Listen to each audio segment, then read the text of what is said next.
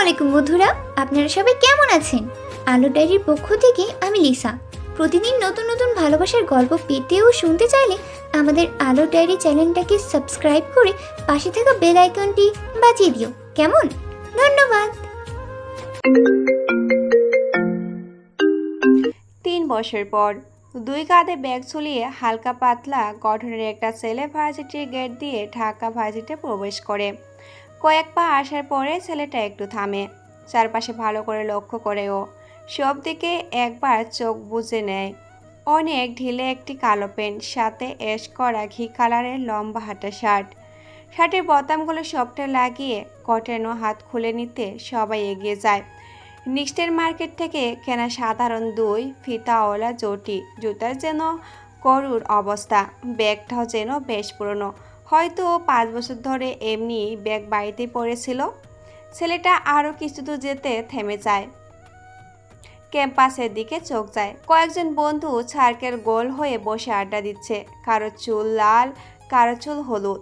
ছেলেটা নিজের চুলগুলো একটু টেনে নাকের উপরে আনে। লম্বা লম্বা আতকের মাখা চুলগুলো দেখে মনে মনে একটু হাসি পায়। চুলগুলো এলোমেলো করে এক পাশ দিয়ে চোখে চশমাটা ঠিক করে নেয় ও। সবার গায়ের পোশাকের দিকে ভালো করে তাকায়, বোঝাই যাচ্ছে কত দামি পোশাক ওদের গায়ে। আর ছেলেটা মাত্র 1 থেকে 150 টাকার শার্ট কিনে কোনো রকমে পরে ভার্সিটিতে এসেছে। সে আরেকটু এগিয়ে গিয়ে অবাক হয়। কিছু ছেলে মেয়ে একে অপরের সাথে খুব কাছে বসে বসে গল্প করছে আর হাসছে। ছেলেগুলোর প্যান্ট এতটাই ছেঁড়া থাকবে নতুন ছেলেটা একদমই আশা করেনি। নিজেকে বড্ড অসহায় মনে হচ্ছে ওর। পুরো ভার্সিটির সব স্টুডেন্ট পোশাকগুলো এত আকর্ষণীয়, সেই তুলনায় ছেলেটার কিছুই নেই। একদম ক্লিন শেপ, চোখে চশমা, চুলগুলো উস্কো খুস্কো। একটু এগোতেই খেয়াল করে কয়েকজন সাইকেল বয় ওর দিকে এগিয়ে আসছে। 5 জন ছেলে সাইকেল চালিয়ে আসছে। ছেলেগুলো সাইকেল গ্যাং নামেও ভার্সিটিতে পরিচয়। ছেলেটা কিছুটা ভয় পায়, এমনিতেই সে নতুন। তার উপর ওর বাবা একজন শহরের গরিব রিক্সা চালক, রহিম শেখ। ছেলেটাকে নিজে রিক্সা করে নামিয়ে দিয়ে গেছে। ছেলেটা মাঝে মাঝে বাবার অসুস্থতায় রিক্সা নিয়ে বের হয়। বেশ ভাগ্যক্রমে সে ঢাকা ভার্সিটির চান্স পেয়েছে। বাবা যখন ওকে নামিয়ে দিচ্ছিল, কোথা থেকে দুজন পাগল এসে রহিম শেখের জামা টেনে ধরে বলে, ওই কিছু দে, কিছু খাবো দে। কি রে, তোর ছেলে নাকি? কিছু দে দে। এক পকেট থেকে দুটো 200 টাকার নোট ওই পাগল ছেলে দুজনের দিকে বাড়িয়ে দেয়। ওরা সাথে সাথে তা নিয়ে ছিঁড়ে মাটিতে ফেলে দেয়। রহিম শেখের পাশে দাঁড়িয়ে থাকা নতুন ভার্সিটির ওই স্টুডেন্ট একটু মুচকি হাসে, পাগল দুজনের দিকে তাকিয়ে হাসি দেয়। পাগল দুজনে হেসে হেসে বলে, ভালো আছিস? যা ভেতরে যা, বই পড়। তারপর আর চলে যায়। রহিম শেখের মুখে সে সকাল সকাল 20 টাকা খরচা হওয়া একটা রাগ, সেটা মুখে দেখেই বোঝা যাচ্ছে। ছেলেটা যখন ভিতরে প্রবেশ করবে তখনই রহিম শেখ বলে, বাবা কিছু লাগলে আমায় কইবি, মন দিয়ে পড়াশোনা করবি। সাইকেল বয়েজদের মাঝখানে ছেলেটা স্থির হয়ে দাঁড়িয়ে পড়ে। 5 জন ছেলে সাইকেল হেলমেট পরে ছেলেটার চারপাশে ঘুরতে থাকে, কিন্তু কেন তারা এভাবে ঘুরছে তার কোনো কারণ জানা নেই। ভার্সিটির অনেকগুলো ছেলে মেয়ে কিছুটা দূরে এসে দাঁড়ায়। সবার মাঝখানে দাঁড়িয়ে থাকা ছেলেটার দিকে হাসি হাসি মুখে তাকিয়ে থাকে। হয়তো সবাই ভাবছে ভুল করে এমন পোশাকে কোনো এলিয়েন ভার্সিটিতে এসে দাঁড়িয়েছে। সাইকেল গ্যাং এমনি এমনি কিছুই করে না। তাই সবাই যখন দেখলো সাইকেল গ্যাং এর লোকেরা সবাই ছেলেটার চারপাশে এসে ঘুরঘুর করতেছে, তখনই সবাই গোল হয়ে দাঁড়িয়ে দেখছে কি হয়। হঠাৎ সাইকেল গ্যাংয়ের কেউ থেমে যায়। দামি সাইকেল, দামি পোশাক, সব কিছু দেখার মতোই। ওরা থেমে দাঁড়ায়। দামি সাইকেল, দামি পোশাক, সব কিছু দেখার মতোই ওরা থেমে দাঁড়ায়। একজন লোক এসে হাবা গাবা টাইপের ছেলেটার সামনে দাঁড়ায়। মাথা থেকে হেলমেট খুলতে হাবা ছেলেটা কিছু সময় বোকার মতো তাকিয়ে থাকে সামনে দাঁড়িয়ে থাকা ব্যক্তিটার দিকে। ব্যক্তিটি একটা মেয়ে, নাম নেহা। নেহা হলো এই ভার্সিটির মোস্ট টপার এবং বড়লোক বাড়ির একমাত্র মেয়ে, যা মন চায় তাই করে। সাইকেল গ্যাংয়ের লিডারও। ভার্সিটি থেকে কোনো পিঁপড়ে প্রবেশ করলেও তার কাছে খবর যাবে।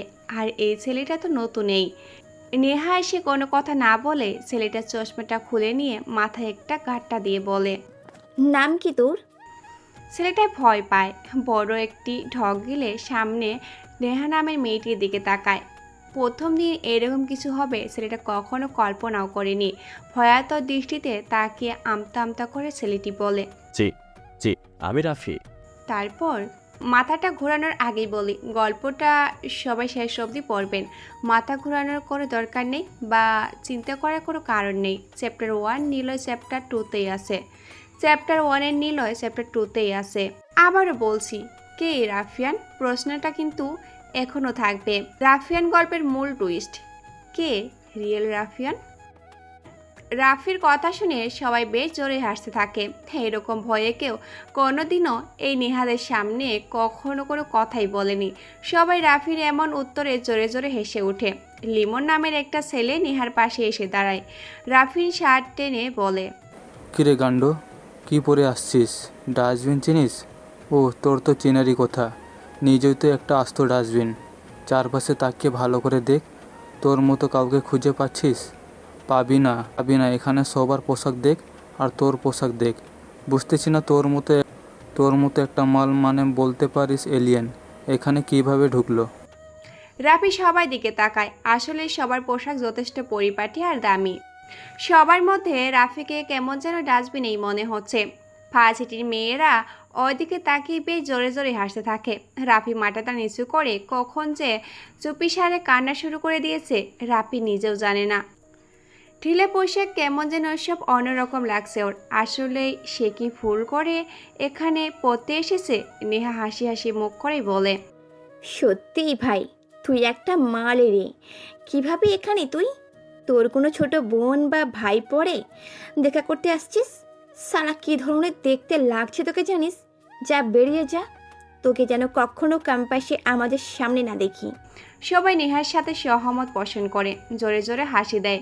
রাফি নেহার দিকে একবার তাকায়।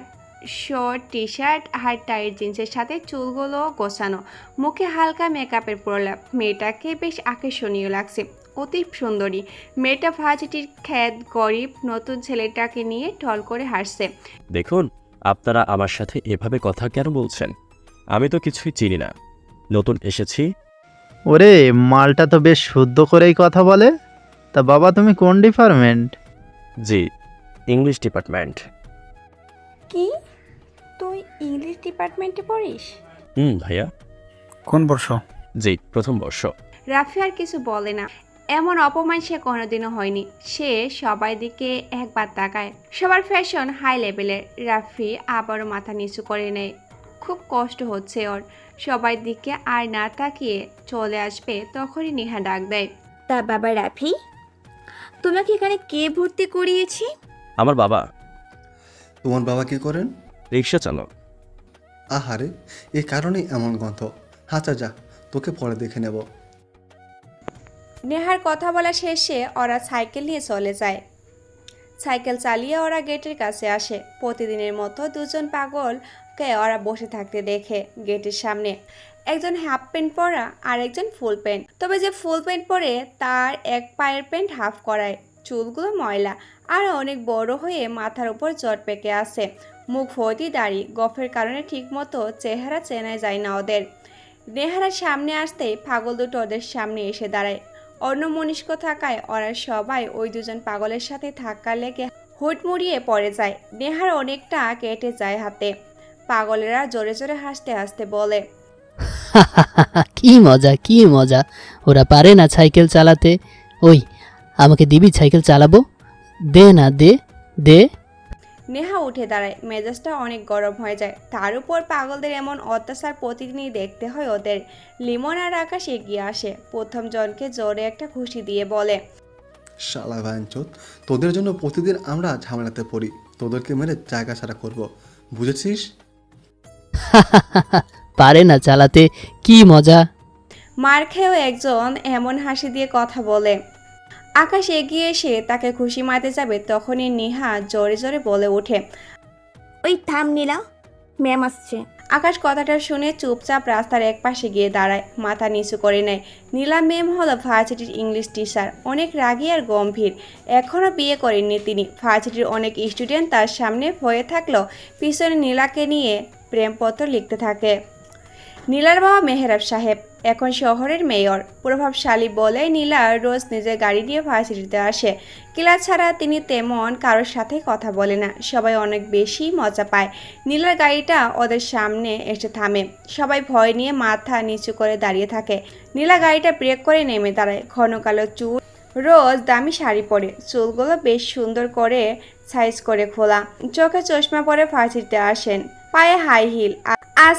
আজকে নীলা শাড়ি দেখে কালো স্টুডেন্ট চশমা চোখগুলো খোলা রেখে উনি গাড়ি থেকে নেমে দাঁড়ায়।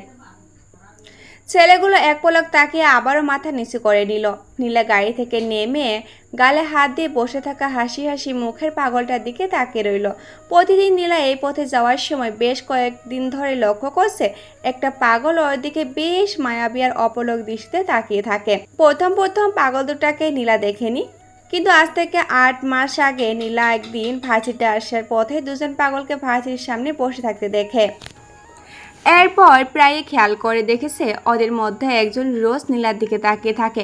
প্রথমে নীলা ভাবতো এটা ফুল, কিন্তু যতক্ষণ না নীলা আড়াল হবে ততক্ষণ ওই পাগলটা নীলার দিকে তাকিয়ে থাকবে। নীলা লুকিং গ্লাসে বহুবার এটা খেয়াল করেছে। আরও একটা ব্যাপারে খেয়াল করেছে, যখন নীলার দিকে তাকায় ওই লম্বা করে পাগলটা, তখন পাগলামির কোনো বহিঃপ্রকাশ নীলা এই অবধি দেখেনি। একদম শান্ত দৃষ্টি, চুপচাপ এবং স্বাভাবিক হয়ে তাকিয়ে থাকে নীলার দিকে। একদিন নীলা নিজ নিজ থেকে ওদের সামনে এসে দাঁড়ায়। স্বাভাবিক মানুষের মতো নীলাকে দেখে একজন মাথা নিচু করলো। লম্বা গাছের পাগলটা নীলার চোখের দিকে স্বাভাবিক হয়ে তাকিয়েছিল। নীলা সেদিন বলে, কিছু খাবি? ওরা দুজন কোনো কথা বলেনি, আর নীলাও কোনো প্রকার পাগলামো দেখেনি। শেষে নীলা গাড়ি থেকে টিফিন বক্সটা ওদের সামনে এনে দিয়ে যায়। তারপর যখন চলে যাবে সেই পাগলটা নীলার দিকে চেয়ে থাকতো। নীলা গাড়ি থেকে নেমে দুজন পাগলের কাছে যায়। যেই নীলাটার দিকে তাকিয়ে থাকতো সেই পাগলটা গালে হাত দিয়ে বসে আছে, কারণ লিমন তাকে ঘুষি মেরেছে, তাই গালের অনেকটা কেটে গেছে। নীলা কাছে আসতেই পাগলটাকে অপলক দৃষ্টিতে তাকিয়ে আছে। নীলা ওর ফ্রেন্ডটি ব্যাগ থেকে রুমাল বের করে মুখ মুছে দেয়, তারপর গম্ভীর গলায় লিমনকে ডাক দেয়। লিমন, সরি ম্যাম, আমরা কিছু করিনি। প্লিজ ম্যাম, কিছু বলবেন না। তুমি চুপ করো। তোমাদের বাদরামোর সব খবর আমার কাছে আসে। পড়াশুনোতে ভালো বলে ভেবো না, সব কিছু ক্ষমা করে দেব। আসলে ম্যাম ওরা দুজন হুট করে সামনে চলে আসে। দেখুন না নেহার কতটা কেটে গেছে। তোমাদের মতো ওরা বোঝে বলো? না। তাহলে কেন ওকে মারলে? লিমন, সরি বলো। যাও, সরি বলো ওদের। তোমাদের থেকে বয়সে ওনারা বড়। যতই পাগল হোক, যেন কোনো বেয়াদবি আর না দেখি। লিমন এসে সরি বলে, কিন্তু সবাই অবাক হয়। ওই পাগলটার হাতে রুমাল নিয়ে রুমালের দিকে তাকিয়ে আছে। এরপর সবাই চলে যায়। নীলা গাড়িতে উঠতে চাপে, তখন ওই পাগলটা দৌড়ে নীলার পাশে এসে দাঁড়ায়। একদম যেন সব স্বাভাবিক হচ্ছে, কোনো রকম পাগলামো ছিটে ফোটাও নীলা আর ওদের মধ্যে দেখছে না। কি হয়েছে? কিছু লাগবে তোমাদের? আচ্ছা আচ্ছা, সকাল থেকে কিছু খাস নাই তাই তো? ওকে, দাঁড়া, খাবার দিচ্ছি। না। প্রথমবার নীলার সাথে কথা বলে ওঠে, আর না শব্দটা খুব সাধারণভাবেই বলে ওঠে। নীলা কিছুক্ষণ অবাক হয়ে তাকিয়ে থাকে ওদের দিকে। আচ্ছা, আমার ক্লাস আছে, যাচ্ছি। তোমাদের কোনো সমস্যা হবে না আর। নীলা চলে যায়। নীলা গাড়িতে বসতেই দেখে পাগলটা ওই দিকেই তাকিয়ে আছে, হাতে রুমাল নিয়ে। নীলা এগিয়ে যেতে থাকে। লুকিং গ্লাসে দেখে তখন ওই পাগলটা ওই দিকেই তাকিয়ে আছে। নীলা 3য় বর্ষে 1ম ক্লাস, ইংলিশ ডিপার্টমেন্টে। নেহা, লিমন, আকাশ, অনু, শাহিদ আর সুমন বেশ মনোযোগী ক্লাসে। ওরা বাইরে বাদরামো করলেও কেবল পড়াশোনার সময় ওরা ভালো থাকে। ক্লাস শেষ করে ওরা আবারও সবার পেছনে লাগে। সবাই ক্লাসে নীলা ম্যাডামের জন্য বসে আছে। কেউ একবার দরজার দিকে তাকায়, আর একবার কেউ বাইরে দেখে নীলা ম্যাডাম আসছে কিনা। শেষ ঘন্টা পড়ে যায়, এখনই নীলা ম্যাডাম আসবে। সবাই দরজার দিকে তাকিয়ে আছে।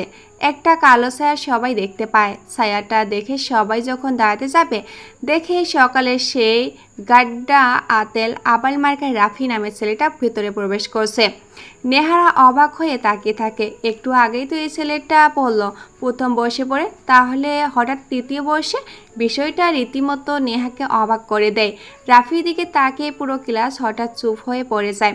সবাই এক দৃষ্টিতে এই ক্ষেত আতের মার্কা ছেলেটার দিকে তাকিয়ে আসে। রাফি কিছুটা বিব্রত হলো সামলে নেয়। মাথাটা উঁচু করে তাকাতে পারছে না। কেমন যেন লজ্জা আর ভয় ওকে দুমড়ে মুচড়ে দিচ্ছে। তার উপর সকালে সে অনেকটা হাসির পাত্র হিসাবে পরিচিত লাভ করেছে। সবাই দিকে তাকিয়ে বলতে কোথাও সিট ফাঁকা আছে কি না তা দেখার জন্য চোখ তুলে তাকায়। সবাই অবাক হয়। হঠাৎ করে প্রথম বর্ষে পড়া ছেলেটা তৃতীয় বর্ষে এসে ক্লাস করছে। হয়তো সবাই ভাবছে এটা আজ তো আহামক ভুল করে এই ক্লাসে ঢুকে পড়েছে। রাফি দেখে পিছনের বেঞ্চটা ফাঁকা পড়ে আছে। রাফি ব্যাগটা সামনে বুকের সাথে জড়িয়ে ধরে কোনো দিক না তাকিয়ে হাঁটা শুরু করে। নেহা জোরে জোরে ডাক দিয়ে ওঠে, এই গান্ডু। রাফি দাঁড়িয়ে যায়। পুরো ক্লাস তখন পিনপতা নীরবতা বিরাজ করছে। একজন প্রভাবশালী বড়লোকের একমাত্র মেধাবী ছাত্রী একজন গরিব রিক্সা চালকের খ্যাতমার্কা ছেলেকে যেভাবে ডাক দিয়েছে, সবাই রীতিমতো অবাক চোখে তাকিয়ে আছে সেদিকে। অবশ্যই সবাই রাফির দিকে তাচ্ছিল দৃষ্টিতে তাকিয়ে আছে। তুই এই ক্লাসে কেন? তুই জানিস এটা একমাত্র শাখা যেখানে সবাই উচ্চ পদস্থ কিংবা মেধাবী স্টুডেন্ট ছাড়া আর কেউ পড়ে না। তুই এখানে কেন? তুই না বললি প্রথম বর্ষে? সরি, আসলে তখন সরি? তুই ইংলিশ বুঝিস? শালা গাইয়া খ্যাত গান্ডু, ইংলিশ বলো আমাদের সামনে, তাই না? তুমি এখানে কোনো গা থেকে তোর গন্ধ আসছে? এটা ঘামের গন্ধ। আপনাদের মতো বডি স্প্রে কেনার টাকা নেই। আবার মুখে মুখে কথা বলিস। লিমন কথাটি বলে রাফির জামার কলার টেনে ধরে। আকাশ ওর ব্যাগটা কেড়ে নিয়ে ফ্লোরে ছুঁড়ে মারে। রাফি একবার জামার কলার থেকে হাতটা সরানোর চেষ্টা করতে লিমন আরও চেপে ধরে। এক হাত দিয়ে রাফির জামার কলার ধরে, আরেক হাত দিয়ে রাফির গলা টিপে ধরে বলে, এত সাহস কী করে হয় তোর?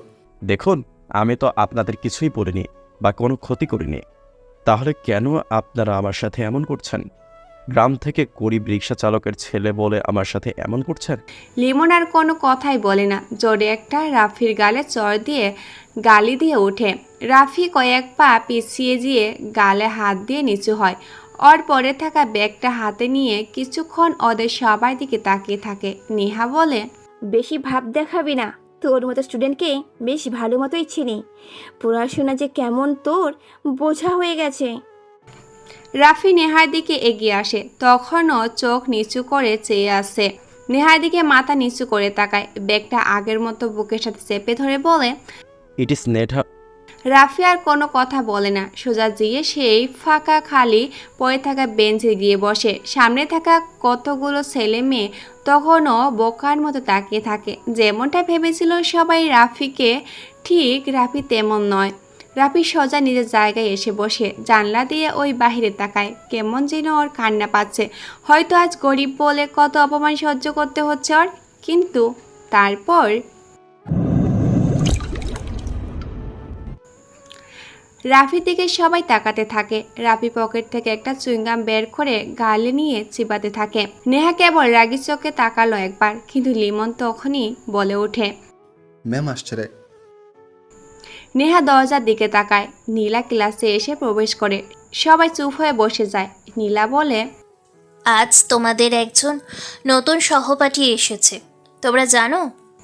সবাই রাফির দিকে তাকায়। রাফি তখনও চুইংগাম খেয়েই যাচ্ছে। নীলা একবার তাকায়। রাফি সেটা বুঝতে পেরে গাল থেকে ফেলে দেয়। নীলা বলে, আজ তোমাদের নতুন বন্ধুর জন্য ক্লাসটা অফ করলাম। আজ তোমাদের গল্প শোনাবো। কেউ কি কোনো গল্প বলবা? আজকে তোমাদের সবার সাথে আমি গল্প করব। নেহা বলো, আজ তোমার কি বলার আছে সেটা বলো। নেহা দাঁড়ায়। ম্যামের দিকে তাকিয়ে বলে, ম্যাম, ওই ছেলেটা এমন খ্যাতমার্কা হয়ে কেন এসেছে আর এইভাবে আমাদের ক্লাসে কেন? আসলে ওনার বাবা একজন রিক্সা চালক। আমাকে একদিন রক্ত দিয়ে বাঁচিয়েছিল, তাই ওনার রিকোয়েস্টে এখানে এসেছি। ছেলেটা ভালো। এবার অনেকেই অনেক রকম গল্প করতে থাকে নীলার সাথে। নীলা রাফির দিকে তাকায়। উত্তর পাশে জানলা দিয়ে সে বাইরের দিকে তাকিয়ে আছে। নীলা একবার ডাক দেয়, রাফি বলে। সাথে সাথে সবাই রাফির দিকে পিছন ফিরে তাকায়। পুরো ক্লাস তখন চুপ। রাফি বাইরে তাকিয়ে আছে। নীলা জোরেই ডাক দেয়। রাফি লাফিয়ে উঠে দাঁড়ায়। সবাই খিরখির করে একবার হেসে ওঠে। নীলা ছাড়ি দিয়ে সবাইকে চুপ করায়। বাহিরে কি দেখছো? কিছু না ম্যাম। ক্লাসে কেন মনোযোগী না তুমি? মনোযোগ আছে ম্যাম। তাই নাকি? তাহলে বলো, কি নিয়ে কথা হচ্ছিল ক্লাসে? কার কি গল্প করার আছে সেটা আপনার সাথে শেয়ার করার। তো বলো, তোমার কি কোনো গল্প আছে যেটা এখন সবাইকে বলতে পারবে? রাফি চুপচাপ দাঁড়িয়ে থাকে। জানলা দিয়ে বাইরে তাকায়। ক্লাসের সবাই রাফির দিকে তাকিয়ে আছে। রাফি বলে, আমি এক অন্য শহরের গল্প বলবো, যার নাম রাফিয়ানের শহর, যেখানে একজনই লোক ছিল, যে ছিল লিডার, দ্য কিং অফ লাফিয়ার মেন, নীলয়। নীলা বসা থেকে উঠে দাঁড়ায়। রাফির কথা শুনে সবাই একটু বেশি কৌতূহল হয়ে চেয়ে থাকে। রাফি আবারও বলে, নীলয় ছিল রাফিয়ান জগতের একজন রাজা। ছোট থেকে সে একটা মেয়েকে ভালোবাসত। মেয়েটার নাম ছিল নীলা। নীলা ছিল শহরের পুলিশ কমিশনারের মেয়ে, আর নীলয় ছিল শহরের টপ নামছাম। নীলয় নীলাকে প্রচণ্ড ভালোবাসত। রাফিয়ানের সেই জগতের অনেকগুলো মানুষ রাফিয়ান হওয়ার জন্য নানা রকম কাজ করলেও নীলয় পাওয়ার জন্য সব কিছু করেন। মজার ব্যাপার হলো, নীলা নীলয়কে তখনও চিনত না। তবে যখন নীলা নীলয়কে চেনে, তখন তাড়িয়ে দেয় তাকে।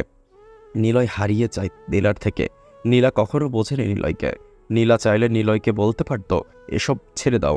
অবশ্য নীলার এগুলো বলার দরকার ছিল না, কারণ নীলয় ভেবে নিয়েছিল নীলা যদি তার হয় তাহলে সে সব কিছু ছেড়ে দেবে। নীলয়ের বন্ধু ছিল রাহাত আর জয়।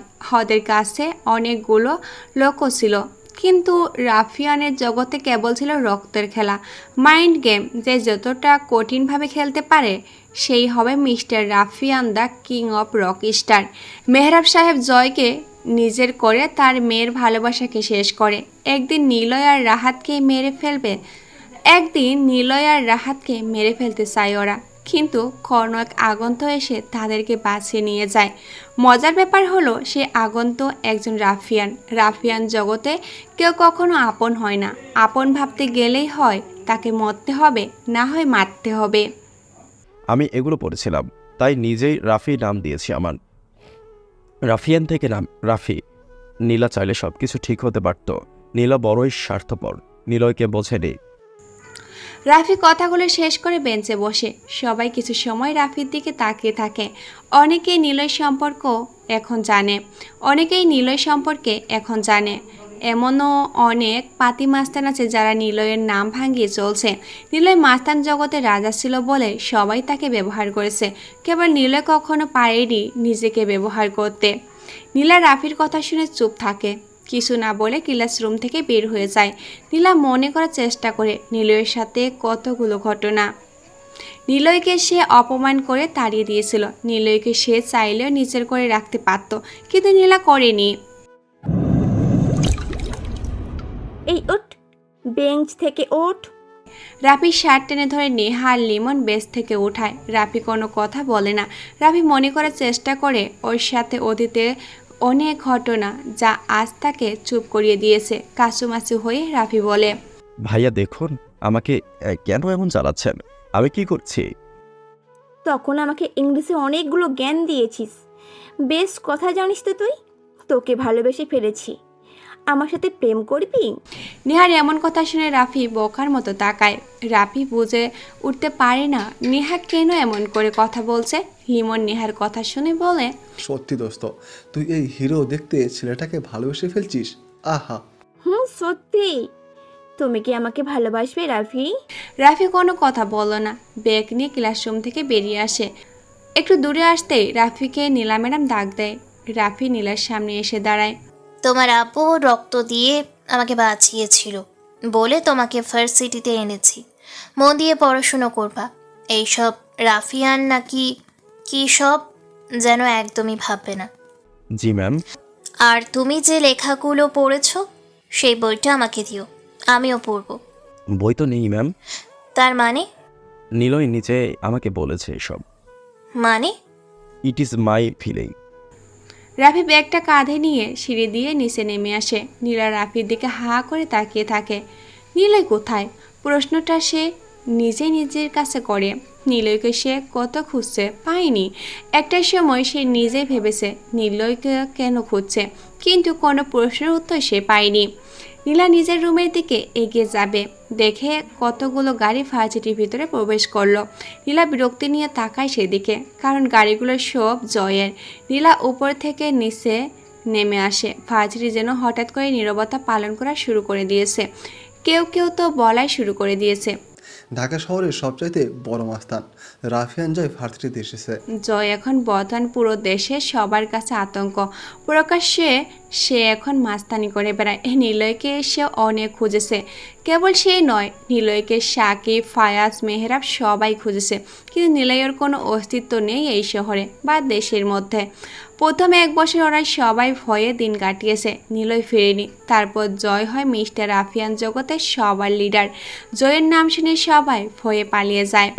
রাফি নিচে দাঁড়িয়ে থাকে। নীলা ম্যাম কিছুটা দূরে এসে দাঁড়ায়। জয় চুঙ্গাম চিবোতে চিবোতে নীলার সামনে আসে। ভার্সিটির প্রিন্সিপাল জয়ের কাছে এসে ছাড় করতে থাকে। জয় মুচকি হাসে, নীলার সামনে এসে দাঁড়ায়, কিছুক্ষণ তাকিয়ে থাকে, বলে, দেখো নীলা, তোমাকে ভালোবাসি। রাফিয়ানের এই রাজ্যে আমার মতো রাজার একটা সঙ্গী দরকার, আর সেটা হলো তুমি। তোমার বাবা মানে মেহরার সাহেব রাজি। শুধু তুমি আমাকে আজ কতটা মাস ঘোরাচ্ছ। আমি খারাপ, তবে আমি চাই না তোমার সামনে খারাপ হতে। তোমাকে দেখতে ইচ্ছে হচ্ছিল, তাই চলে এসেছি। তুমি আমার সামনে কখনো আসবে না, আমার তোমাকে পছন্দ না। আর না আমি বাবার কথা শুনবো। বাবার কথা শুনে নিলয়কে হারিয়েছি। নিলয় বেঁচে নেই। হ্যালো নিলয়। জয় কথাটা শুনে ঘুরে তাকায়। পিছনে দাঁড়িয়ে রাফি ফোনে কথা বলার ভঙ্গিতে নিলয় বলে ডেকে ওঠে। জয় সাথে সাথেই রাফিকে ডাক দেয়। এই ছেলে এদিকে আয়। কি? ফোন দে তোর। কেন? আমাকে চিনিস? না, আপনি কে? তবে দেখে তো মনে হয় পাতি মাস্তান হবেন। জয় অবাক হয়ে তাকায় এই খ্যাত ছেলেটার দিকে। পা থেকে মাথা অবধি তাকিয়ে দেখেও এই সামান্য নাদার মার্কা ছেলে কি না জয়কে পাতি মাস্তান বলো? জয় মুচকি হাসতে থাকে। কমরে থাকা কার্টে ঢাকা পিস্তলটি বের করে তখনই নীলা থামায়। আমার সামনে থেকে চলে যাও। আহা নীলা, ভার্সিটি বলে কিছু বলছি না। তুমি চাইলেও কিছু করতে পারবে না, এর ফল তুমিও পাবে। তাই নাকি? তাহলে চলো তোমাকে তুলে নিয়ে যাই, দেখি কে বাধা দেয়। এ পাগল, তুই এখানে কি করিস? কি সুন্দর গাড়ি, আমাকে নিবি গাড়িতে? নে না একটু, নে না। এ পাগল। জয় ঘুরে তাকায়, দেখে দুজন পাগল এসে ওর গাড়ির সামনে দাঁড়িয়ে আছে। গাড়িতে কয়েকবার থাবা দেয়, বেশ লম্বা আর সুঠাম দেখতে। পাগলটা জয়কে পাগল বলছে আর হারছে। জয় আবার নীলাদের দিকে তাকায়, কোমর থেকে পিস্তল বের করে নীলার হাত ধরে কাছে টেনে আনে। কপাল থেকে পিস্তল স্পর্শ করতে করতেই বলে, তোকে আমি আমার বউ করে নেবই। পৃথিবীর কোনো শক্তি, এমনকি এই রাফিয়ানও তা বদলাতে পারবে না। দুজন পাগলের মধ্যে একজন দৌড়ে এসে পিস্তলটা হাত থেকে কেড়ে নেয়। চারপাশে অনেক ভিড় জমে আছে, সবাই নীরব দৃষ্টিতে তাকিয়ে আছে। পিস্তলটি দুজন পাগল কেস ধরাধরি করে খেলছে আর বলছে, কি পাগল ছেলে, কি পাগল ছেলে। আসবে, আসবে, সে আসবে, পাগল ছেলে আসবে। কেউ দুজন পাগলের এই মজার কথাগুলো বুঝতে পারছে না। জয় ইশারা করে। আর দুজন লোক হাতে স্টিক নিয়ে এগিয়ে আসে পাগলদের দিকে। পিস্তলটি কেড়ে নিয়ে দুজনে পেটোতে যাবে। জয় থেমে যায়। জয় পাগল আর দুর্বলদের উপরে নিজের ক্ষমতা প্রয়োগ করে না। চল এখান থেকে। আর শোনো নীলা, রেডি থাকো, তোমাকে তুলে নিয়েও যদি বিয়ে করতে হয় তবুও করব। জয় গাড়ির দরজা খোলে, সিটে বসবে খেয়াল করে ও সিটের উপর সাদা কাগজ পড়ে আছে। হাতে নিয়ে সিটে বসে কাগজটা মেলে। Hello mister loser, welcome my ruffian city. This is my mind game world. Again welcome. Joy ঘাবড়ে যায়। বেশ কয়েক বছর ধরে জমে থাকা একটা ভয় জয়ের মধ্যে সে বাসা বাঁধে। সে জানে না আসলে এটা কিসের ভয়, তবে আন্দাজ করতে পারছে মৃত্যুর ভয় তার যেন তাড়িয়ে বেড়াচ্ছে। আর সেটা যে এই রাফিয়ান জগতের একটা ভয়ঙ্কর রূপ। জয় পকেট থেকে ফোন বের করে মেহরাব সাহেব, সাকিব আর ফায়াজ খানকে কল দেয়। সালমানকেও ডেকে নিয়ে আনতে বলে। জয় আর দাঁড়ায়নি, চলে যায় ভার্সিটি থেকে। নীলা জয়ে চলে যাওয়া দেখতে দেখতে ঘুরে ভিতরে চলে আসবে, ঠিক সেই সময় দুজন পাগল ওর সামনে এসে দাঁড়ায়। দুজনের মধ্যে একজন বেশ স্থির হয়ে ওর দিকে তাকিয়ে আছে। কত স্বাভাবিক দেখতে লাগছে ওদের। নীলা জিজ্ঞাসা করে, কি ব্যাপার, তোরা এখানে কেন এসেছিস? পাগল দুজন হাসতে থাকে। নীলা আর কোনো কথা বলে না। পাগল দুজন কিছুটা সময় নীলা চলে যাওয়ার দিকে তাকিয়ে থাকে, চলে আসে। ভাইজান, বাদাম খাবেন? রাফি ক্যাম্পাসে বসে বই পড়ছিল। তখনই শুনতে পায় সামনে একটা ময়লার শার্ট আর প্যান্ট পরে অল্প বয়স্কে ছেলে দাঁড়িয়ে আছে। গলায় বাদামের বড় গামলা চলছে, কাঁধে গামছা, চুলগুলো এলোমেলো। আমার কাছে টাকা নেই। টাকা পরে দিবেন। আপনি তো এখন এখানে পড়ে আইছেন, আপনারে আমি খুঁজে নিব। তাহলে তো সব বাদামগুলো আমি নেব। না, আপনি অল্প দিবেন, আমি জানি। বুদ্ধিমান তো দেখি তুই অনেক। নাম কি? মিন্নু। বাহ, নামটা তো ভালোই। আচ্ছা থাক, অন্য কোনো একদিন বাদাম নেব। আচ্ছা। রাফি বসা থেকে উঠে দাঁড়ায়, কোনো দিক না তাকিয়ে ক্যাম্পাস থেকে বের হতে থাকে। মিন্নু দাঁড়িয়ে দাঁড়িয়ে রাফি চলে যাওয়া দেখতে থাকে। তারপর, এই শোনো না, প্রতিদিন ভালোবাসার নতুন নতুন গল্প পেতে ও শুনতে চাইলে আমাদের আলোর ডায়েরি চ্যানেলটি সাবস্ক্রাইব করে পাশে থাকা বেল আইকনটি বাজিয়ে দিও, কেমন? নীলার সাথে কথা হয়েছে তোমার? জয় মেহরাব সাহেবের অফিসে বসে আছে, সাথে ফায়াজ আর সাকিবও আছে।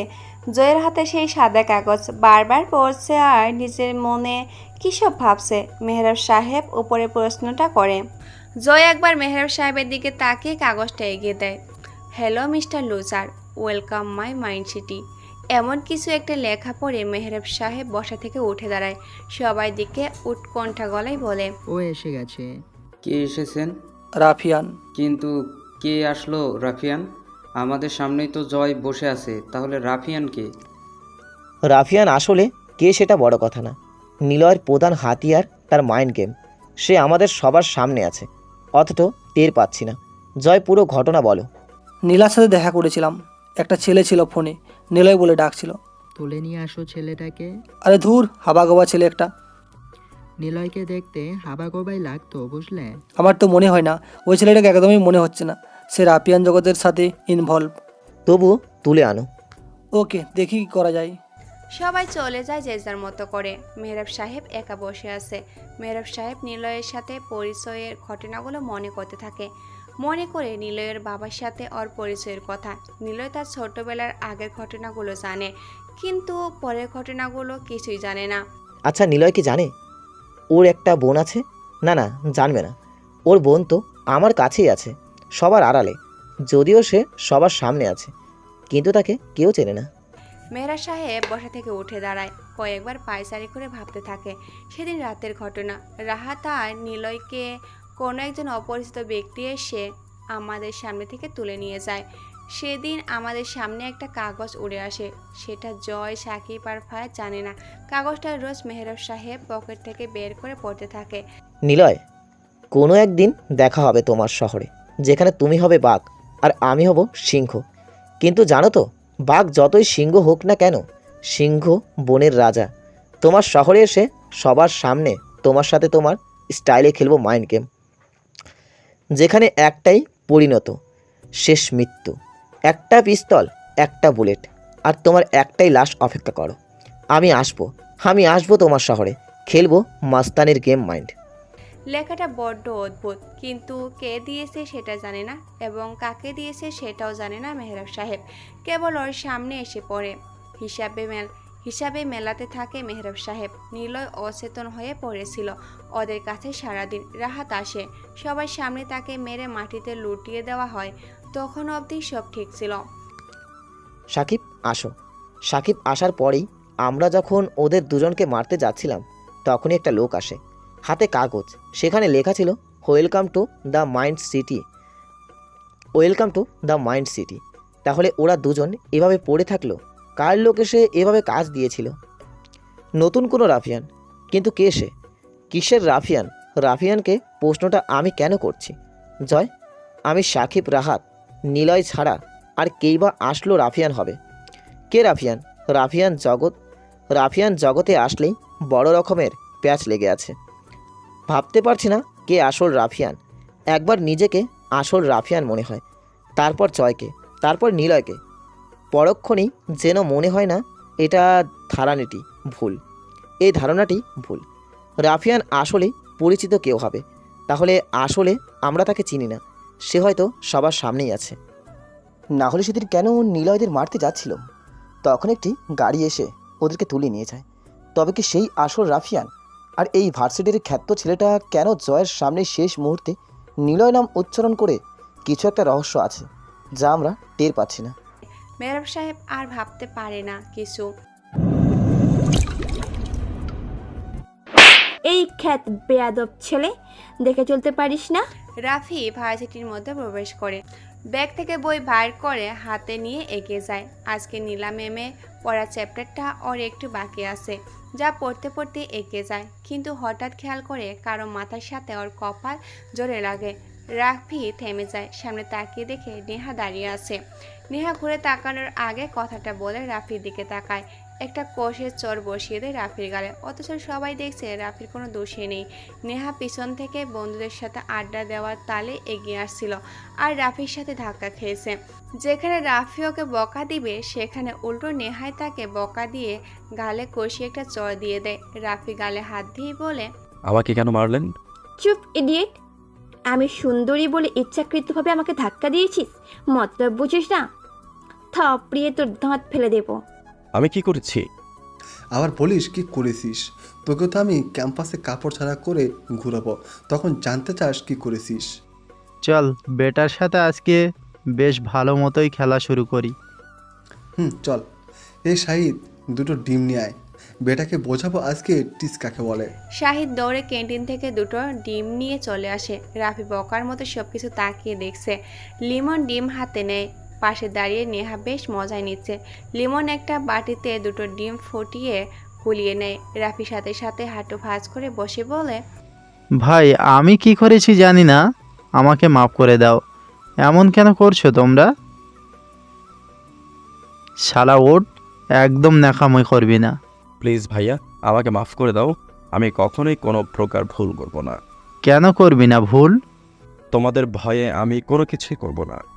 আমাদের ভয় পাচ্ছিস? গুড, এটা খুব ভালো দিক। আমাকে মাফ করে দাও। আমি গরিব রিক্সা চালকের ছেলে বলে তোবা আমাকে সাথে এমন করছো? উঠে দাঁড়া বলছি। রাফি উঠে দাঁড়ায়। লিমন ওর দিকে এগিয়ে আসে, ডান হাতে বইটা নিয়ে ওর মুখে অর্ধেক ডিম গলা ছুরি মারে। সবাই বেশ উচ্চস্বরে হাসতে থাকে। রাফি প্রায় কান্না করে দেয়, মাথা নিচু করে দাঁড়িয়ে আছে। কিছু বলতে যেও যেন থেমে যায়, গাটা গলিয়ে আসতে থাকে। লিমন কিছু বলতে যাবে, তখনই সেই দুজন পাগলের মতো লম্বা আর ভালোই স্মার্ট দেখতে একজন পাগল সামনে এসে দাঁড়ায়। কিছু না বলে সেই পাগল সবাই দিকে একবার করে তাকায়। তোরা সব পাগল, দে দে আমাকে দে, আমি খেলবো। এ পাগল, আমার সাথে খেলবি? আমি পাগল না, আমি কিন্তু ভালো। দে দে আমাকে বাটিটা দে, আমি খেলবো। লিমনের হাত থেকে ডিমের বাটিটা নিয়ে সেই পাগলটা জোরে ছুঁড়ে মারে লিমনের মুখে। লিমন জোরে চিৎকার দিয়ে ওঠে, এতটাই জোরে ছুঁড়ে মারে যে ডিমগুলো সবার গায়ে কম বেশি ছিটকে লেগে যায়। পাগলটা জোরে জোরে হাসতে থাকে আর বলতে থাকে, কি মজা, আমি আরও খেলবো। এই পাগল, আমার সাথে খেলবি? চল না আরও খেলি। রাফি পাগলটার দিকে তাকে মুচকি হাসে। লিমন চিৎকার করে ওঠে। পাগলটা চলে আসতে যাবে, আকাশ নামের ছেলেটা দৌড়ে গিয়ে পাগলের মাথায় কষে একটা চর বসিয়ে দেয়। পাগলটা দাঁড়িয়ে হো হো করে হাসতে থাকে। লিমন ওর সামনে এসে দাঁড়ায়, জোরে একটা খুশি মারে পাগলের গালে। পাগলটা স্থির হয়ে দাঁড়িয়ে হাসতে থাকে। শহীদ ক্রিকেট খেলার স্ট্যাম্প নিয়ে লিমনের হাতে দেয় একটা, আরেকটা শহীদের, আরেকটা আকাশের হাতে। বাঞ্চোত, তোকে এখানে মেরে রেখে দেব, তোর পাগল করে এখনই ছোটাবো। সবাই দেখছে আমাদের, কেউ কোনোদিন সাহস পায়নি আমাদের দিকে আঙ্গুল উঁচু করে কথা বলে। আর তোর কত বড় সাহস আমার মুখে আর আমাদের গায়ে ডিম ছুঁড়ে মারিস, কুত্তার বাচ্চা। কথাটা বলে বেশ জোরে জোরে লিমন পাগলটার হাতের কবজি সোজা শক্ত করে বাড়িয়ে দেয়। পাগলটা আরও জোরে জোরে হাসতে থাকে। ছেঁড়া ময়লা সাদার উপর কালো চেক করা শার্ট যেন আরও ছেড়ে যায়। আকাশ ডান পাশের কবজিতে বাড়ি দিতে যাবে, তখন রাফি দৌড়ে এসে আকাশের পা ধরে বলতে থাকে, ভাই ওকে ছেড়ে দেন, ও তো পাগল। ও জানে না কি করেছে। কেন পাগলকে মারছো? আমাকে মারো। কেন তোমরা এমন করছো? ওর তো কোনো দোষ নেই। সে না বুঝে এমন করেছে। সে তো বোঝে না। তোকেও পেটাবো, ভাব বেশি না তোর। আকাশ রাফির বুকে লাথি দিয়ে পাগলটার সামনে এনে ফেলে। ওরা তিনজন বেডকরভাবে দুজনকে পেটাতে থাকে। রাফি কাঁদতে কাঁদতে সবার হাতে পায়ে ধরে, অথচ ওই পাগলটা স্থির হয়ে দাঁড়িয়ে মার খেতে থাকে। রক্তাক্ত অবস্থায় সারা শরীর যেন লাল বর্ণ ধারণ করেছে। পুরো ক্যাম্পাস যেন চারপাশে স্টুডেন্টদের উপস্থিতিতে ছেয়ে গেছে। সবাই দাঁড়িয়ে দাঁড়িয়ে মজা নিচ্ছে, কেউ এসে কোনো প্রকার বাধা দিচ্ছে না। ওরা একসময় থেমে যায়। ক্লান্ত হয়ে দাঁড়িয়ে থাকা পাগলের দিকে লিমন এগিয়ে আসে, হাতে স্টেম নিয়ে পাগলের কাছে এসে ওই শার্টের কলার টেনে ধরে। লিমন বলে, তোকে কেন পেটালাম জানিস? সবাইকে বোঝালাম আমাদের সাথে বেয়াদবি করলে পাগলদেরও ছাড় নেই। এরপর আর কোনো ছেলে মেয়ে আমাদের সাথে মাথা উঁচু করে কথা বলবে না। তোকে পেটানোর মাধ্যমে সবাইকে আমাদের শক্তি আর সাহসের কথা জানিয়ে দিলাম। পাগলটা একটু শব্দ করে হাসে। মাথা ভর্তি চুল, মুখ ভর্তি দাড়ি, গফ কেবল নখটাই ঠিক মতো দেখা যায়। মুখের অনেক অংশ লম্বা আর চুলগুলো দাড়িতে ঢেকে আছে। হাসলে কেবল দাঁতগুলোই একটু দেখা যায়। হাসতে হাসতে পাগলটা ওর নিজের জামার কলার থেকে হাতটা সরিয়ে লিমনের কানে কানে বলে, আমি দুটো জিনিস কখনোই পছন্দ করি না, পিতামাতা তুলে গালি দেওয়া আর আমার জামার কলার ধরা। কথাটা বলার সাথে সাথে পাগলটা জোরে জোরে হাসতে থাকে। লিমন লাফ দিয়ে উঠে পিছনে কয়েক পা সরে যায়। ওর পা যেন কাঁপতে থাকে। কিছু সময় পাগলের দিকে তাকিয়ে থাকে ও। একদম স্বাভাবিক গলায়, গম্ভীর গলাতে কথাটা বলল পাগল, যা শুনে লিমন বোকার মতো তাকিয়ে আছে। লিমন স্ট্যাম্পে তুলে আবারও পিটাতে যাবে, দেখে কতগুলো বাইক ভার্সিটিতে প্রবেশ করছে। সবাই বাইকগুলোর দিকে তাকিয়ে আছে। কয়েকটা রাউন্ড দিয়ে বাইকগুলো এগিয়ে আসে লিমনদের দিকে। পাগলটা রাফির হাত ধরে বসা থেকে টেনে তুলে। প্রথম বাইকে একজন লোক বসে আছে, পিছনে দুজন করে লোক বসা। প্রথম লোকটা লিমনদের সামনে এসে দাঁড়ায়। বাইকের উপরে হেলমেট খুলতেই দেখে দুজন সেখানে জয় বসে আছে। জয়কে দেখে উপস্থিত ছাত্রছাত্রীরা যেন কয়েক পা ভয়ে পিছিয়ে যায়। লিমনরা সহ সবাই ভয়ে পিছিয়ে গিয়ে দাঁড়ায়। জয় সোজা এসে রাফির সামনে দাঁড়ায়। পা থেকে মাথা অবধি দেখেও সারা গায়ে রক্ত হয়ে আছে। জয় বলে, একে কে এই অবস্থা করেছে? তোদের হাতে স্ট্যাম্প দেখছি। কেউ কোনো কথা বলছে না, মাথা নিচু করে দাঁড়ায় সবাই। জয় চিৎকার করে বলে ওঠে। আবারও একই প্রশ্ন করে। লিমন ভয়ে এবার ঠক গিলে বলে, জি ভাই, আমরা করেছি। জয় ঘুরে তাকায় পিছনে, লিমনের দিকে তীক্ষ্ণ দৃষ্টি নিয়ে বলে, কেন, ওর কি দোস্ত? লিমন কোনো কথাই বলে না। জয় প্রসঙ্গে পাল্টে বলে, এই পাগলটাকে কেন পিটিয়েছিস? আবারও লিমন বলে, ও আমাদের সাথে বেয়াদবি করছিল। জয় যে সাথে সাথে আকাশের গালে কষিয়ে চড় দিয়ে বলে, পাগল আর দুর্বল লোকদের মারাটা আমি পছন্দ করি না। আচ্ছা, যা করেছিস ভালো করেছিস। রাফিকে নিয়ে যাচ্ছি। কারো কোনো সমস্যা আছে? আর তোদের নাম কি, কি করিস জানার দরকার নেই। মেহরাব সাহেবের অফিসে চলে আসবি। তোদেরকে আমার লোক বানাবো। ভালো কাজের ছেলে মনে হচ্ছে তোরা। জয় কথাগুলো বলে রাফিকে বাইকের পেছনে তোলে। রাফি পাগলটার দিকে তাকায় একবার। পাগল কিছুই বলে না। জয় রাফিকে নিয়ে চলে যায়। লিমন পাগলটার দিকে এগিয়ে আসতে যাবে, দেখে আরেকটা পাগল এসে তাকে টানতে টানতে নিয়ে যায়। আকাশের সহিত লিমনের কাছে আসে। লিমন পাগল দুজনের দিকে তাকিয়ে থাকে, চোখের সামনে থেকে চলে যাওয়া অবধি। আকাশ লিমনকে প্রশ্ন করে, কি ব্যাপার, তুই ওভাবে ওদের দিকে তাকিয়ে আছিস কেন? আমার না ভয় করছে জয়কে নিয়ে। আমাদের কেন অফিসে ডাকবে? কিচ্ছু হবে না, জয়কে সবাই ভালো করেই চেনে। সে যা করে তা সাথে সাথেই করে। তোদেরকে কিছু করার থাকলে জয় এখানেই করতো বা মেরে ফেলতো, কিন্তু সে করেনি। তার মানে সে সত্যিই ওর কাজের জন্য তোদেরকে। ইয়াহু, কতদিনের ইচ্ছে ছিল রাফিয়ান হব। কি রাফিয়ান হবি মানে? ওই জানিস রাফিয়ান হওয়াটা কতটা কঠিন? আর দাবা খেলার মতো কঠিন চাল দিতে হয় প্রতিটা মুহূর্তে। আমাদের মাথায় এসব ঢুকবে না। রাফিয়ানের লোক হতে পারছি, এটাই অনেক। কি ব্যাপার লিমন, তুই এভাবে তাকিয়ে আছিস কেন পাগলের মতো চলে যাওয়ার দিকে? আর চুপ কেন তুই? জানি না কি হয়েছে, ওরা পাগল না। কি হাসালি মামা, দারুণ জোকস। না রে, সালমান ভাইয়ের নাম্বার আছে না, ফোন দে, আমি কথা বলবো। কেন, ওনার নাম্বার নিয়ে কি করবি? দরকার আছে। পাগল দুজনকে সালমান ভাইকে দিয়ে তুলে নিয়ে যাব। কিছু একটা রহস্য আছে, আমার জানতেই হবে। পাগলটা তোর কানে কানে কি বলছিল? বলেছিল চল গাঞ্জা খাই। কি যাতা বলছিস? পাগলদের নিয়ে পড়লি কেন? কল দিতে বললাম, দে, বাকিটা দেখছি। সালমান মেহরাব সাহেবের সাথেই বসে আছে। ওর ফোন বেজে ওঠে। মেহরাব সাহেব রিসিভ করতে বলে। সালমান রিসিভ করতেই লিমন সবটা বুঝিয়ে বলে। নীলা গাড়ি নিয়ে ভার্সিটিতে প্রবেশ করবে, ঠিক সেই সময় জানলা দিয়ে তাকিয়ে দেখে দুজন পাগল বসে আছে। একজনের গায়ে রক্ত লেগে আছে, তবু সে পাগলটা স্থির হয়ে বসে আছে। নীলা গাড়ি থামায়, পাগলদের দিকে গাড়ি থেকে নেমে আসে। পাগল দুজনের মধ্যে যার গায়ে রক্ত লেগে আছে সে বসা থেকে উঠে দাঁড়ায়, চুপচাপ স্থির হয়ে নীলার দিকে তাকিয়ে থাকে। কি হয়েছে তোমার? এভাবে সারা গায়ে রক্ত কেন? কে মেরেছে তোমায়? কেউ কোনো কথা বলে না। নীলা পাগলটার গালে হাত দিয়ে ঘুরিয়ে ফিরিয়ে দেখতে থাকে।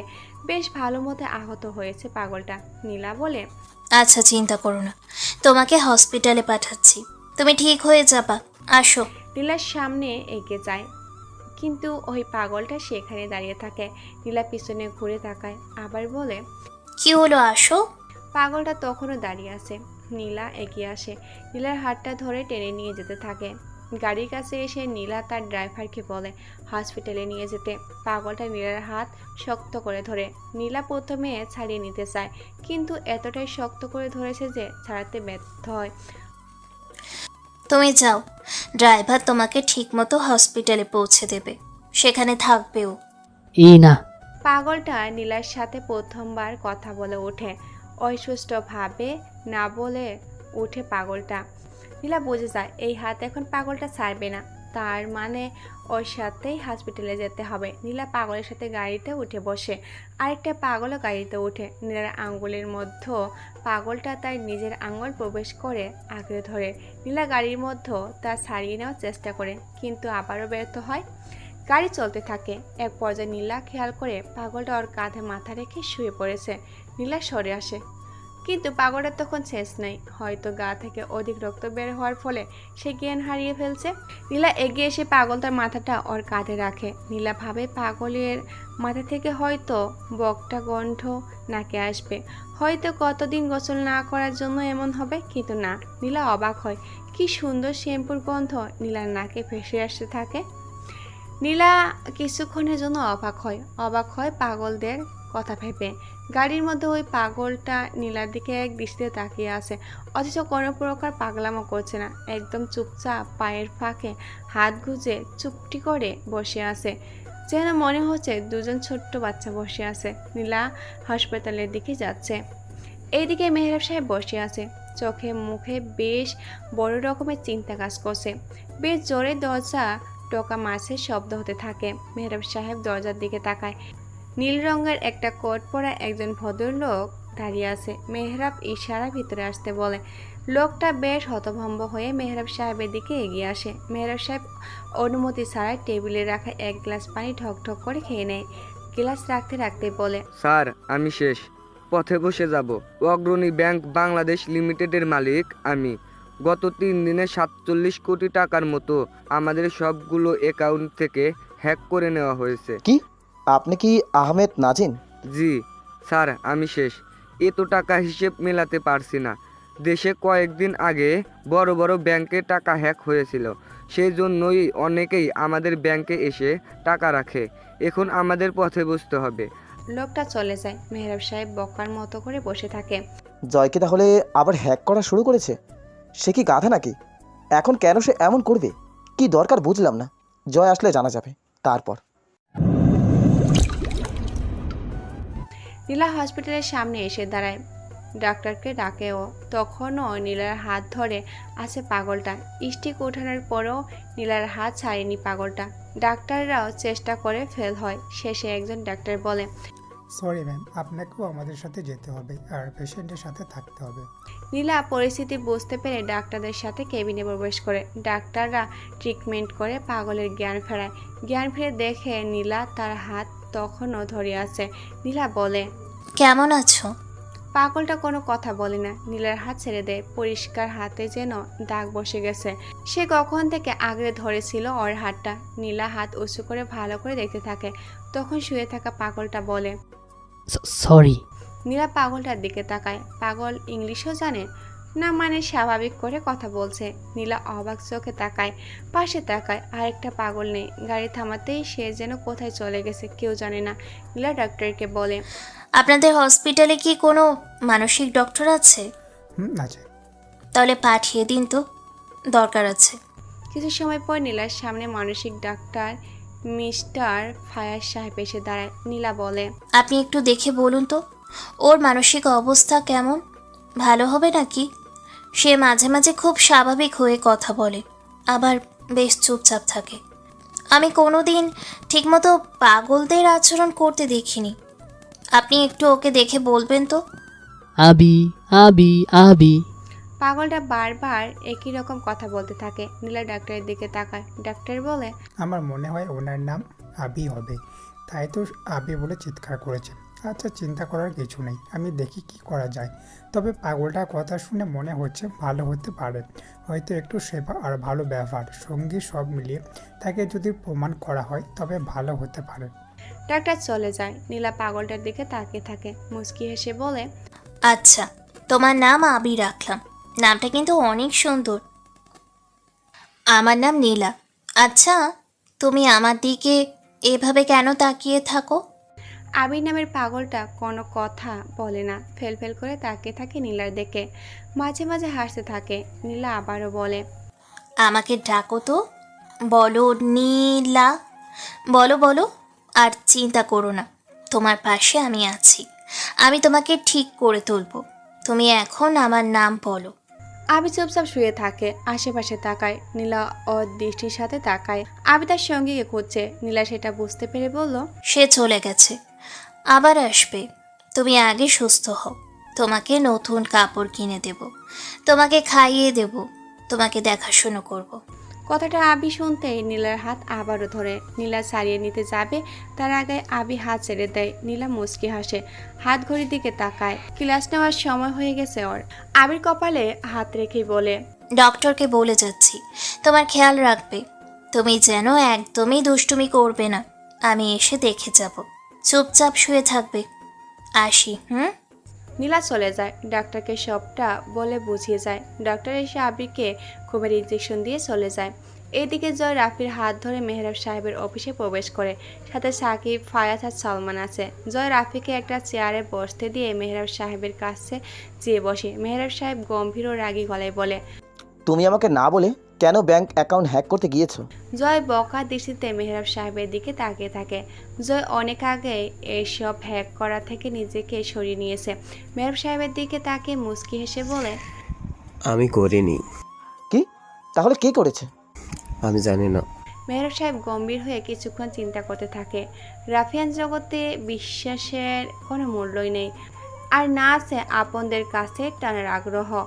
এখানে একটাই নীতি, হয় মরবে না হলে মারবে। বেঁচে থাকলে পুরো দুনিয়া তোমার, আর মরে গেলে তো আর কিছু থাকবে না। তবে সবাইকে মারতে হবে, না হলে কেউ বেঁচে থাকলে সেটা ঠিক আবারও প্রতিশোধ নেবে। নিলে বারবার একটা কথাই বলতো, শত্রুদের কখনো বাঁচিয়ে রাখতে নেই, বেঁচে থাকলে কোনো না কোনো একদিন সে ফিরে এসে তোমাকে মারবেই। আর ফিরে এসে সে তোমার সামনে নয়, পেছন থেকে মারবে। মেহরাব স্যার, রাফিকে তুলে এনেছি। জয়ের কথা শুনে মেহরাব সাহেব রাফি নামের হ্যাকলা মার্কা দেখতে ছেলেটার দিকে তাকায়। গায়ে ভালো মতোই চোট পাওয়া চিহ্ন, রক্তও লেগে আছে সারা গায়ে। মেহরাব সাহেব বসা থেকে উঠে দাঁড়ায়, রাফির কাছে এসে বলে, সেদিন কি হয়েছিল? জয় নীলার সাথে কথা বলছিল, তুমি ফোনে কথা বলে নিলয় বলে ডাকছিলে কেন? আসলে স্যার, আমার বন্ধুর নাম নিলয়, আমার সাথে একই বস্তিতে থাকে। ওর আব্বু আমার আব্বার সাথে রিক্সা চালায়। ও বুঝেছি, বলো সেদিন কি কি দেখেছিলে? উনি নীলা মামির সাথে কথা বলছিল, তারপর চলে আসে। কিন্তু ওর গাড়ির কাছে আর কাকে দেখেছিলে? আর তো কাউকে দেখিনি, দুইজন পাগল ছিল, তবে তারা ওনার হাত থেকে পিস্তল নিয়ে খেলা করছিল, ব্যাস এতটুকুই। ওর গাড়ির কাছে ছিল? না, আমি একবারেও তাদের গাড়ির কাছে যেতে দেখিনি। ওকে, যাও। রাফি চলে আসে। দরজার কাছে এসে একবার পিছনে ফিরে তাকায়। মেহরাব সাহেব অফিস থেকে বের হয়ে রাস্তার পাশে দেখে একজন পাগল বসে আছে। রাফি পাগলটাকে চেনে, ফাজরির সামনে বসে থাকে। কিন্তু আরেকজন কই? যে মার খেয়েছিল তাকে তো দেখা যাচ্ছে না। রাফি পাগলটার দিকে একবার তাকিয়ে চলে যায়। পাগলটা মুচকি হাসতে থাকে। রাফি আর না তাকিয়ে চলে আসে সেখান থেকে। আমি শহর ছেড়ে চলে যাব। সালমানের কথা শুনে সবাই হা করে তাকায়। জয় বলে, মানে? সে এসে গেছে। নিলয় এসে গেছে, আমি চলে যাব। ধুর, সে আসলে আসবে, রাফিয়ানের কখনো ভয় পায় না। কিন্তু ওর তো সাহসের থেকে বুদ্ধি বেশি। আমরা তাকে নিয়ে খেললেও শেষে দেখা যাবে পুরো গেমটাই সে আমাদের দিয়ে খেলছে। তখন আমরা তার সামনে মরে পড়ে আছি। না, এরকমটা হবে না। নিলয় আর সে সুযোগ পাবে না। কিন্তু তারা কোথায়? আর হুট করে ব্যাংক অ্যাকাউন্ট হ্যাক হলো কেন? এটা রহস্য তো আছেই। আমার যতদূর মনে পড়ে, নিলয় কখনো হ্যাক করবে না, সে বিষয়ে জানে না। আর রাহাত, সে কখনোই এমন করবে না। রাহাত এসব কোনো ইন্টারেস্ট নেই, আমি দেখিনি। তাহলে কে এমন আছে? আছে একজন। মানে? কে সে? জানি না, আমি আন্দাজে বললাম। তবে আমার খোঁজ নিতে হবে। তোমরা যাও, নিলয় কোথায় আছে খুঁজে বের করো। একটা জিনিস মাথায় রাখবে, আমাদের কাছে জয় রাফিয়ান আছে। সো চিন্তার কিচ্ছু নেই। নিলয়কে আমার সামনে চাই। ওরা চলে গেল। মেহরাব সাহেব বসে আছে, শুনতে পায়। স্যার আসবো? মেহরাব সাহেব দরজার কাছে তাকিয়ে আছে। দেখে অফিসের সামনে যে চায়ের দোকান আছে সেখানকার একটা পিচি ছেলে দাঁড়িয়ে আছে। মেহরাব সাহেব আসতে বলে। পিচি ছেলে দৌড়ে এসে বলে, এই নিন, আমাকে একটা ভদ্রলোক বলল আপনাকে এটা দিয়ে আসতে। ছেলেটা কাগজটা টেবিলে রেখে দৌড়ে চলে যায়। মেহরাব সাহেব সাদা কাগজের ভাঁজ খোলে। সেখানে লেখা, কোনো একদিন আসবো তোমার শহরেই, সেদিন হবে আমার আগমন, আর তোমার হবে ক্ষরণ। এগেইন বলছি, কুকুর যতই ঘেউ ঘেউ করুক না কেন, পড়ে থাকা মাংসের সবটাই যে শিকার করে সে নিয়ে চলে যায়। অবশিষ্ট যা থাকে তা সেই কুকুরগুলো খেতে আসে। আমি শিকারী, আর তোমরা হলে কুকুর। মেহরাব সাহেব টেবিলে জোরে একটা থাপা দেয়। জয়ের দ্বারা কিচ্ছু হবে না। সে এই অবধি আসার জন্য অনেক কিছুই করেছে, এমনকি নিলয়ের বাবাকেও সে ছাড়েনি। এত সহজে ওর মাস্টার প্ল্যান, যার নাম মাইন্ড গেম, এত কষ্ট করে সাজিয়ে সবটা খুব সহজে হাতছাড়া করবে না। নিলয়ের বাবা আদনান মাহমুদ থেকে শুরু করে সে কাউকে রাফিয়ান জগতে ওর সামনে দাঁড়াতে দেয়নি। মেহরাব সাহেব এমনি এত দূর আসেনি, কত কিছু না করতে হয়েছে ওর। নীলার সাথেও সে নিলয়কে খারাপ করানোর মতো মাইন্ড গেম খেলেছে। কারণ মেহরাব সাহেবের রাজত্বে সে একাই থাকতে চেয়েছে রাজসিংহাসনে। আর যারা থাকবে তারা কোনোদিন মেহরাব সাহেবের দিকে চোখ তুলে তাকাতে পারবে না। এর জন্য নিলয়কে সে সরিয়ে দিয়েছে।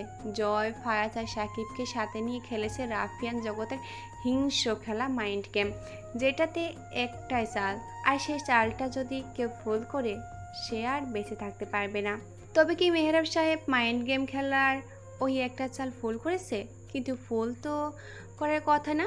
নিলয়ের বোনকে সে শেষ গুটি হিসাবে নিজের কাছে রেখেছে, যাকে কিনা সে ছাড়া অন্য কেউ চেনে না। শেষ খেলাটা তাকে দিয়ে করবে।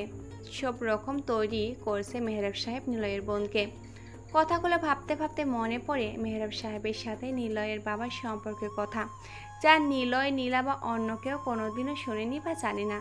কথাগুলো ভাবতে ভাবতে জোরে চিৎকার দিয়ে ওঠে, উঁচু সুরে হাসতে থাকে, বিড়বিড় করে বলে, কাউকে শেষ করতে হলে আগে তার ইমোশনে আঘাত করো। পৃথিবীর মজার খেলা ইমোশনাল নিয়ে খেলা, আর সেই খেলাটা সব চাইতে করে কাছের আর ভালোবাসার মানুষগুলো। নিলয়, তুমি জানো না তোমার মা আজও বেঁচে আছে। তুমি জন্মের পর দেখেছিলে তোমার বাবার সাথেই তুমি ছিলে। সবাই জানে তুমি কেবল বাবার কাছেই থাকো। তোমার মা মারা গেছে। কেন তোমাকে মিথ্যে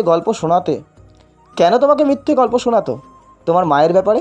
সেটা তুমি জানো না Niloy. I am ready for you and ready for your mind game. Mind game নামক রক্ত খেলার সব গুটি তুমি কেটে নিল। লাস্টের যে গুটি আমার কাছে আছে তা তুমি কখনোই কাটতে পারবে না।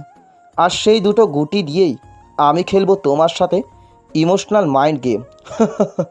Welcome to my city Niloy. Nila হসপিটালের ভিতরে প্রবেশ করে। আবি রুমে প্রবেশ করে দেখে আর একটা পাগল একটা চেয়ারে বসে আছে। দুজন ইশারায় কথা বলছে। নীলা শব্দ করে হাসে। নীলার হাসি শুনে বসে থাকা পাগলটা উঠে দাঁড়ায়। নীলা বলে, আরে উঠছো কেন? বসো, তোমাদের সাথে গল্প করি। তোমরা জানো তোমরা কত কিউট, তোমাদের খুব ভালো লাগে। কারণটা হলো তোমাদের বন্ধুত্ব। কেউ একজন হারিয়ে গেলে অপরজন ঠিকই খুঁজে বের করো, একসাথে থাকো। তোমরা সব সময় একসাথে থাকো। কত মিল তোমাদের। তোমার বন্ধুর নাম তো আবি, তা তোমার নাম কি? বেডে শুয়ে থাকা আবি থেমে থেমে বলে। রাহি। নীলা মুচকি হাসে। ডাক্তার বলেছে আবি ভালো হবে। আর আবি এর কথা শুনে বোঝা যাচ্ছে, কারণ সে স্বাভাবিক করে কথা বলতে পারছে। রাহি নামের পাগলটা হাসতে হাসতে বেরিয়ে যায়। আবি দেখে নীলার হাতে অনেকগুলো শপিং ব্যাগ। পিছনে দুজন ছেলে দাঁড়িয়ে আছে। চিকন গাছের ছেলেটা দাঁড়িয়ে আছে হাতে হাতে কাস্তে। চিকন গাছের ছেলেটা দাঁড়িয়ে আছে হাতে কাস্তি নিয়ে। আরেকজন মোটা, সে হাতে ব্যাগ নিয়ে দাঁড়িয়ে আছে। বোঝা যাচ্ছে চিকন ছেলেটা ছিল নিয়ে। আর পাশেরটার কথা নীলা ছাড়া কেউ জানে না। নীলা আবির মাথায় আর দাড়িতে হাত দিয়ে বলে, তোমাকে একদম হিরোর মতো করে দেব। পিছনে দেখছো ছেলেরা দাঁড়িয়ে আছে, সব কিছু পরিপাটি করে দেবে। একজন চুল দাড়ি কাটে, আরেকজন ফ্যাশন ডিজাইনার। তোমাকে পুরো হিরোদের মতো বানিয়ে দেবে। তোমার জন্য নতুন ড্রেস এনেছি, পরিয়ে আমাদের বাসায় নিয়ে যাব। তোমার বন্ধুকেও নেব, কিন্তু তোমার বন্ধু তো চলেই গেল। আমার মনে হয় সে আমাকে পছন্দ করে না। তোমার ভার্সিটির সামনে আর থাকতে হবে না। নীলা চিকন গোছের ছেলেটাকে ইশারা করে আবির চুল দাড়িটা কাটার জন্য, কিন্তু আবি জোরে চিৎকার করে বেড থেকে পালানোর চেষ্টা করে। কিছুতেই ওকে সামলানো যাচ্ছে না। ডাক্তার দৌড়ে আসে। ঘুমের ইঞ্জেকশন দিতে সেও ব্যর্থ হয়। দরজাটা আটকে দেয় ডাক্তাররা। পুরো রুমে সে ছুটাছুটি করতে থাকে। শেষে নীলা আবির কাছে যায়। নীলা ওর হাত ধরে বলে, আচ্ছা, তোমার সব কাটতে হবে না, একটু ছোট করো। চুলগুলো উপরে বেঁধে রেখো, আর দাড়িটা একটু ছোট করে সাইজ করে নাও। একদম সবই কাটা লাগবে না, ঠিক আছে? ঠিক আছে, আসো, তুমি বিছানায় বসো। আমি তোমার হাত ধরে রাখছি। সব কিছু কাটবে না, শুধু ঠিক মতো সাইজ করে দেবে। আবি বিছানায় যেয়ে বসে। চিকন ছেলেটা কোনো রকম খুব সীমিতভাবে আবি পাগলের চুলার দাড়ি কেটে দেয়। মোটামুটি ভালো লাগে নীলার এমন কাটিংয়ে। নীলা মুচকি হাসতে থাকে। ডাক্তারদের বলে, এখানে জামা কাপড় আছে, ওকে পরিয়ে দিন। আমি ওকে আমার বাসায় নিয়ে যাব। শোনো আবি, তুমি কিন্তু একদম দুষ্টুমি করবে না। আমার বাবা অনেক ভালো, তোমাকে আদর করবে। তোমাকে হিরোদের মতো দেখতে লাগবে।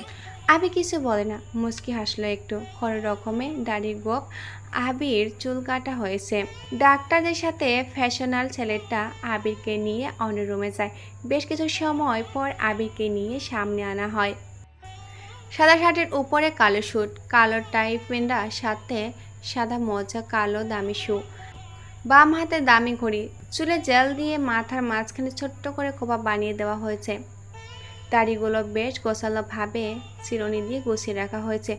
হুট করে দেখলে সবাই বলবে আবি একজন পেশাদার বিজনেসম্যান। নীলা হা করে তাকিয়ে থাকে আবির দিকে।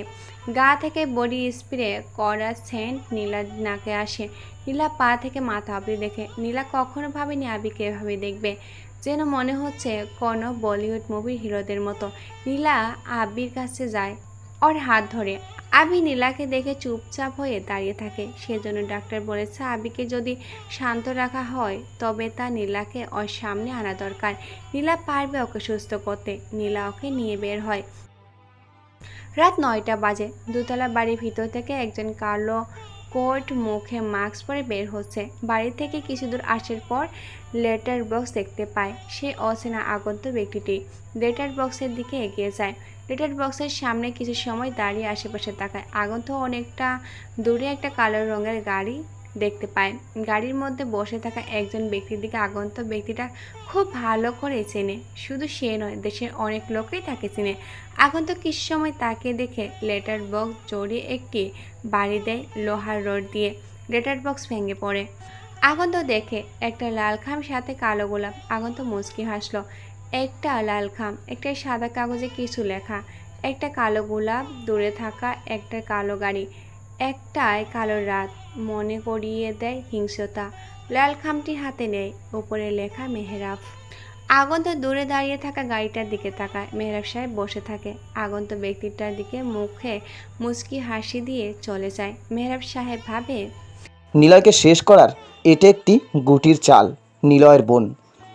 তবে আমি সব কিছু দিয়ে তৈরি করেছি, সে রাফিয়ানকে ধ্বংস করবে, আর এটাই হলো নিলয়ের বোন। নেক্সট পার্টে কী ঘটতে চলেছে তা জানতে অবশ্যই আমাদের পাশে থাকবেন। আর আপনাদের কি মনে হয় নিলয় কোথায়, আর রাহাতে বা কোথায়, আর এই পাগলে বা কে, রাফি আসলে কে, কে রাফিয়ান জগতের মেন রাফিয়ান, কে হবে অবশেষে রাফিয়ান? আপনারা অবশ্যই কমেন্ট করে জানাবেন যে শেষে আসলে রাফিয়ান কে হবে। ধন্যবাদ সবাইকে।